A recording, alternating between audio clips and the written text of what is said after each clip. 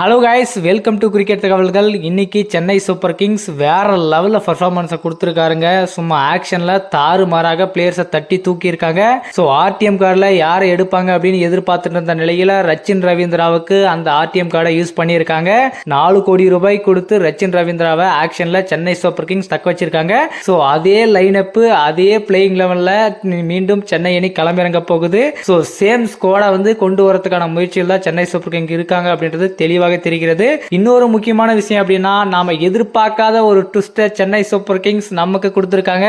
தமிழக வீரர்களை எடுப்பாங்களா மாட்டாங்களா அப்படின்னு எதிர்பார்த்துட்டு இருந்த நிலையில் நம்ம தலைவன் ரவிச்சந்திரன் அஸ்வினை சென்னை சூப்பர் கிங்ஸ் 9.75 கோடி ரூபாய்க்கு சென்னை சூப்பர் கிங்ஸ் மீண்டும் எடுத்திருக்காங்க. கிட்டத்தட்ட பல ஆண்டுகளுக்கு பிறகு மீண்டும் சென்னையில் இணைய போறாரு நம்ம தலைவர் ரவிச்சந்திரன் அஸ்வின். சோ இந்த பிளான் எல்லாமே நம்ம தலதோனியுடைய பிளானா தான் இருக்க போகுது. அதனாலதான் சென்னை சூப்பர் கிங்ஸ்ல மீண்டும் சென்னை அணிக்கு கம்பேக் பண்ணியிருக்காரு ரவிச்சந்திரன் அஸ்வின். வேற லெவலுங்க, சும்மா தாறுமாறான ஆக்ஷன்ல போயிருக்காரு. ரவிச்சந்திரன் அஸ்வினை விட்டு கொடுக்காம கடைசி வரைக்குமே ஆக்ஷன்ல தூக்கி சென்னை சூப்பர் கிங்ஸ் அவரை தட்டி தூக்கி இருக்காங்க. சோ ரச்சின் ரவீந்திராவை எடுத்திருக்காங்க. டெவின் காமே மீண்டும் கம்பேக் பண்ணி நம்ம சென்னைக்கு வந்திருக்காரு.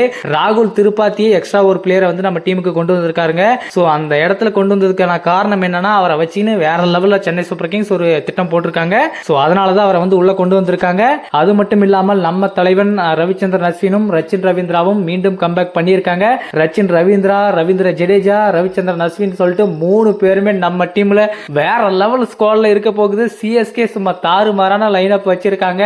நமக்கு இன்னும் தேவை ஒரு 2-3 பாஸ் பவுலர் தாங்க தேவை. சோ அதுக்கு மட்டும் போக்கஸ் பண்ணா நம்ம டீம் வேற லெவல் செட் பண்ணிடலாம். சோ அந்த 2-3 பாஸ் பவுலர் யாருக்கு போக போறாங்க, சோ எந்த பிளேயருக்கு எந்த பவுலருக்கு அதிக விலை கொடுத்து வாங்க போறாங்க.